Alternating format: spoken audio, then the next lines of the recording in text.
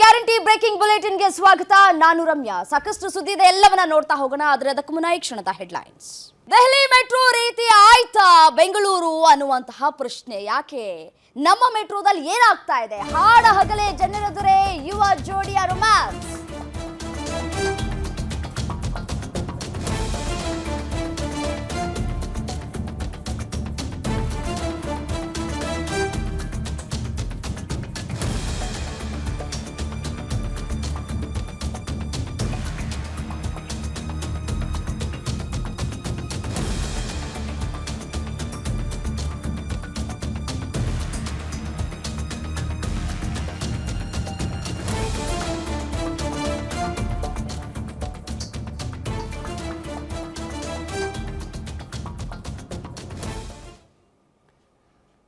Majestic metro ನಿಲ್ದಾಣದಲ್ಲಿ ಹುಡುಗ ಹುಡುಗಿ ರೊಮ್ಯಾನ್ಸ್ ಮಾಡಿದ್ದಾರೆ. ಸಾರ್ವಜನಿಕ ಸ್ಥಳದಲ್ಲಿ ಜೋಡಿ ಅಸಹ್ಯವಾಗಿ ವರ್ತಿಸಿದ್ದಾರೆ, ಅಸಭ್ಯ ವರ್ತನೆಯನ್ನ ತೋರಿದ್ದಾರೆ.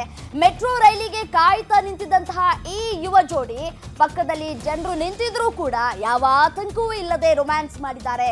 ರೊಮ್ಯಾನ್ಸ್ನ ದೃಶ್ಯಕ್ಕೆ ಇದೀಗ ಆಕ್ರೋಶಗಳು ವ್ಯಕ್ತವಾಗ್ತಾ ಇದೆ. ಸೋಷಿಯಲ್ ಮೀಡಿಯಾದಲ್ಲಿ ಭಾರಿ ಟೀಕೆಗಳು ಕೂಡ ವ್ಯಕ್ತವಾಗ್ತಾ ಇದೆ. ನಮ್ಮ ಮೆಟ್ರೋವನ್ನ ಟ್ಯಾಗ್ ಮಾಡಿ ವಿಡಿಯೋವನ್ನ ವೈರಲ್ ಮಾಡಲಾಗಿದೆ.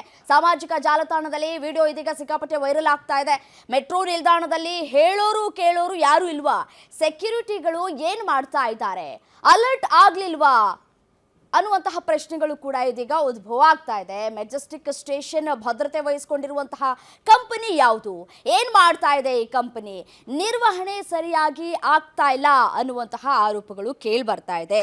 ಬೆಂಗಳೂರಿನ ನಮ್ಮ ಮೆಟ್ರೋ ನಿಲ್ದಾಣದಲ್ಲೇ ಪ್ರೇಮಿಗಳು ರೊಮ್ಯಾನ್ಸ್ ಮಾಡಿದ್ದು ವ್ಯಾಪಕ ಟೀಕೆ, ಅದೇ ರೀತಿಯಾಗಿ ಆಕ್ರೋಶಕ್ಕೂ ಕೂಡ ಇದೀಗ ಕಾರಣ ಆಗ್ತಾ ಇದೆ. ದೃಶ್ಯದಲ್ಲೂ ಕೂಡ ಗಮನಿಸ್ತಾ ಇದ್ದೀರಿ. ಮೆಜೆಸ್ಟಿಕ್ನ ಮೆಟ್ರೋ ನಿಲ್ದಾಣದಲ್ಲಿ ಈ ಒಂದು ಘಟನೆ ನಡೆದಿರೋದು.